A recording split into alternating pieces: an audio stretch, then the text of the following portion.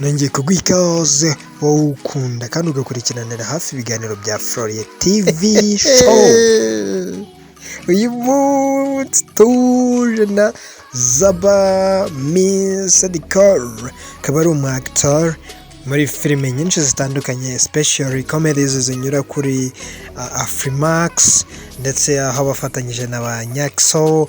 Uyu mubona ni Lynda akaba umukunzi wa Zaba Miss Nkusi, umu-actor.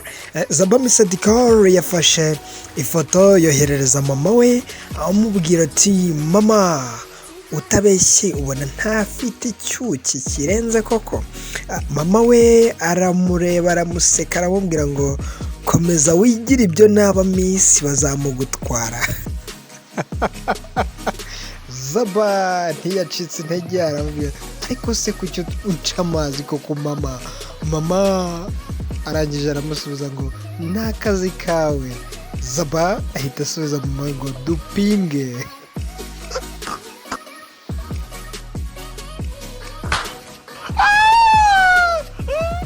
Uyu mu-actrice Lynda tubibutsa ko ari no mu irushanwa rya Miss Rwanda, akaba ategereje kuzareba ko azabona pasi imujyana muri babandi 20 bajya muri bootcamp.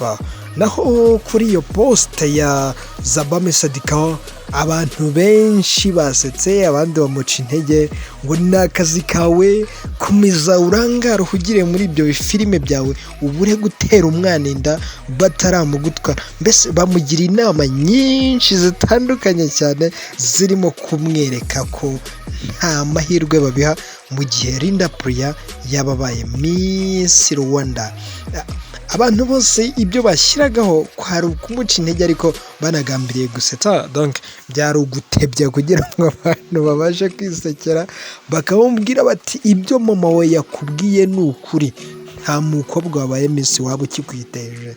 Zaba agashyiraho utu emoji ariko hari umwe wamukomeje aramubwira ngo Zaba ndabona abandi bose baguciye intege, reka njye nkwibwirire ko Lynda ntaho azajya n'aba Miss muzakomeza mubane.